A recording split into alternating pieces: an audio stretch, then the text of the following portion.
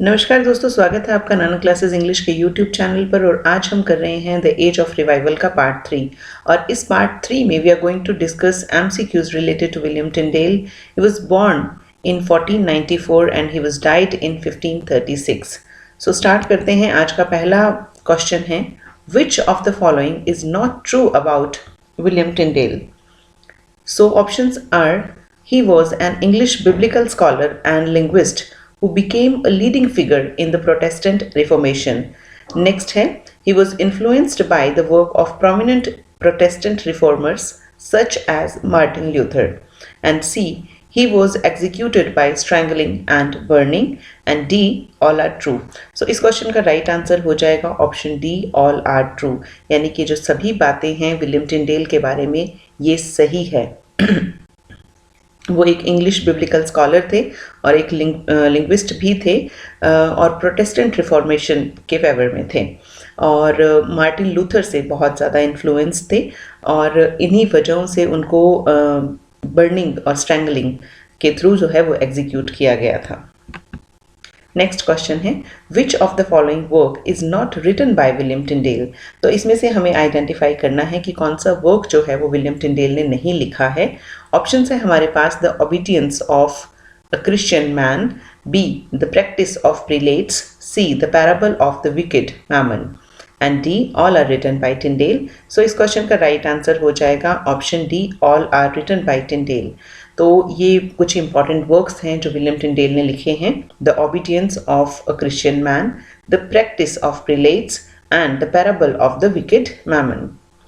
Next question है, William Tyndale's translation of the New Testament first full printed edition in English was published in. तो देखिए bracket में ये दिया हुआ है कि first full printed edition in English. तो इसका जो सही आंसर है वो हमें बताना है, सही ईयर जो है वो बताना है। Options we have 1522, 1526, 1535 and 1557। So the right answer of this question is option B, 1526। जो इनकम्प्लीट एडिशन था that was published in 1525, but first full printed edition in English that was published in 1526। Next question है, William Tyndale's the obedience of Christian man was published in. तो ये जो इनका work है the obedience of Christian man, ये कब publish हुआ था? We have the options 1523, 1528, 1532 and 1536। So the right answer of this question is 1528। तो 1528 में विलियम टिंडेल का जो वर्क है the obedience of Christian man was published इन 1528। इसके बारे में अभी और भी जानेंगे। पहले इसका फुल टाइटल देख लेते हैं, बहुत ही लंबा टाइटल है इसका। The obedience of Christian man and how Christian rulers ought to govern, wherein also if thou mark diligently, thou shalt find eyes to perceive the crafty convenience of all jugglers। तो ये जो है इसका पूरा title है और कुछ spellings जो है वो बहुत पहले के टाइम की हैं, तो स्पेलिंग्स कई बार मैच नहीं करती हैं मॉडर्न इंग्लिश से, तो we can relate it with those spellings and all. Next जो क्वेश्चन है, which among the following is true about the obedience of Christian man? तो देखिए इस तरह के जो फैक्ट्स होते हैं या इस तरह के जो क्वेश्चंस होते हैं उनसे हम सभी फैक्ट्स को जान पाते हैं। तो ऑप्शन है हमारे पास, it was published by Martin de Keyser and option जो बी है that is saying that it is best known for advocating caesaropapism. तो देखिए सिजरोपैपिज्म एक नई टर्म है, इसको भी हम आगे डिस्कस करेंगे। ऑप्शन सी जो है that is it is divided into 5 overall sections and option D जो है that is saying that all are true. So right answer जो है इसका हो जाएगा option D, all are true. तो देखिए ये पहली बार जो है वो मार्टिन डे केसर नाम का बंदा था, उसने इसको पब्लिश किया था और ये सिजरोपैपिज्म जो एक टर्म है उसको एडवोकेट करता है। अभी नेक्स्ट स्लाइड में we are going to see that what is this all about and it is divided into 5 sections. Okay, so next question से पहले हम सिजरोपैपिज्म को देख लेते हैं। Caesaropapism is a political system in which the head of the state is also the head of the church and supreme जज in religious matters. The term is most frequently associated with the late Roman and Byzantine Empire. तो ये जो late Roman empire थी उससे associated है term.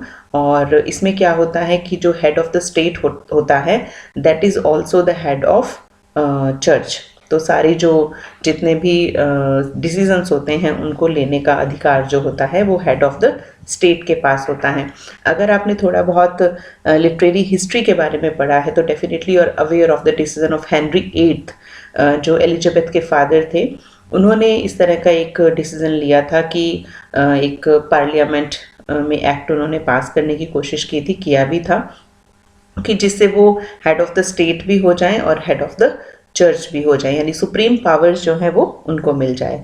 तो उसी time ये जो टर्म है ये जो इनका वर्क है the obedience of Christian man William Tyndale का, उसमें ये टर्म जो है इसको एडवोकेट किया गया था, इसका फेवर किया गया था। नेक्स्ट थोड़ा और डिटेल देख लेते हैं। The obedience of a Christian man was first printed in Antwerp on October 2, 1528। तो देखिए पर्टिकुलर डेट भी दी गई है, 2 अक्टूबर 1528 को ये वर्क पब्लिश हुआ था। डिस्पाइट बीइंग ऑफिशियली बैंड, देखिए ये वर्क जो है वो ऑफिशियली बैन भी किया गया था। This work was still widely read throughout England and later on was even mentioned in the works of Shakespeare। तो देखिए ध्यान दीजिएगा इस फैक्ट पर कि ये जो वर्क है ये शेक्सपियर ने भी इस वर्क को मेंशन किया था। एन बोलेन जो कि हेनरी की सेकेंड वाइफ थी, हेनरी एट्थ की, owned a copy as Henry was trying to obtain permission from Pope to divorce his first wife Catherine of Aragon and asked Henry to read this work।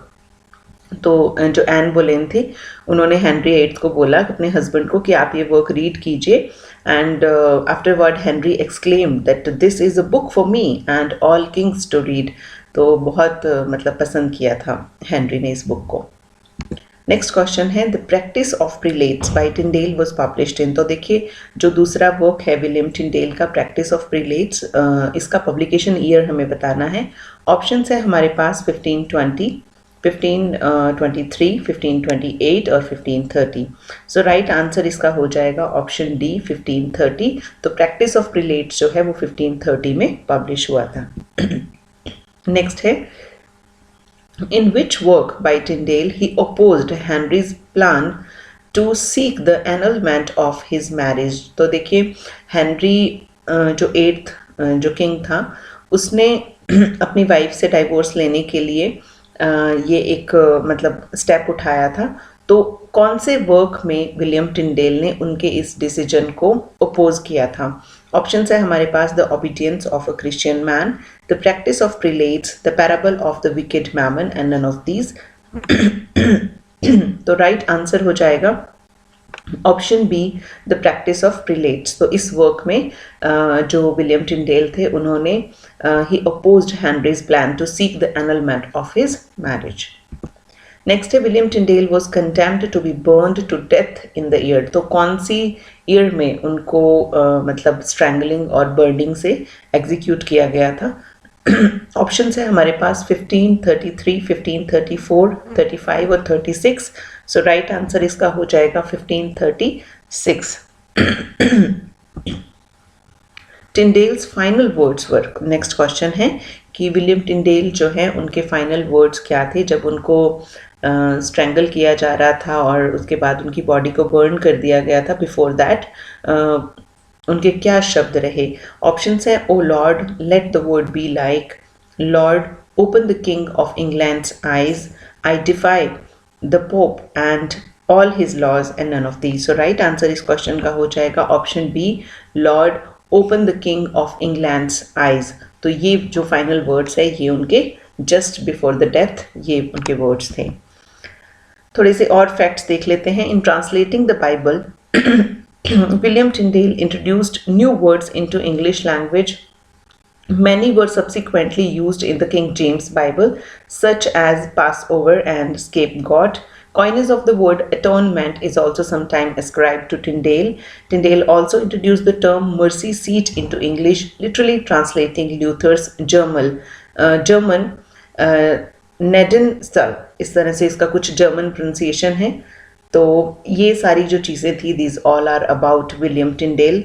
और thank you very much for watching this irritating video. Like आज गले में थोड़ी दिक्कत है, अभी तक पूरी तरह से ठीक नहीं हुआ है गला, इसलिए ज़्यादा वीडियोस भी नहीं अपलोड कर पा रही हूँ। But slides were ready, so I couldn't stop myself to upload this video। Record करने में काफ़ी दिक्कतें आ रही है, but even then I feel that जो जितनी भी इंफॉर्मेशन हो सकती है, जितने भी फैक्ट्स हो सकते हैं, आप तक मैं जल्दी से जल्दी पहुंच जाऊं। अभी 14 को एग्ज़ाम भी है यूजीसी नेट का, बट डोंट वरी, आप अपनी तैयारी जो है उसको जारी रखिए, इस बार नहीं तो नेक्स्ट टाइम, और आपकी प्रिपरेशन जो है दैट विल बी कंप्लीटेड। तो अगले राइटर के साथ, एज ऑफ रिवाइवल के नेक्स्ट राइटर के साथ हम मिलेंगे नेक्स्ट वीडियो में।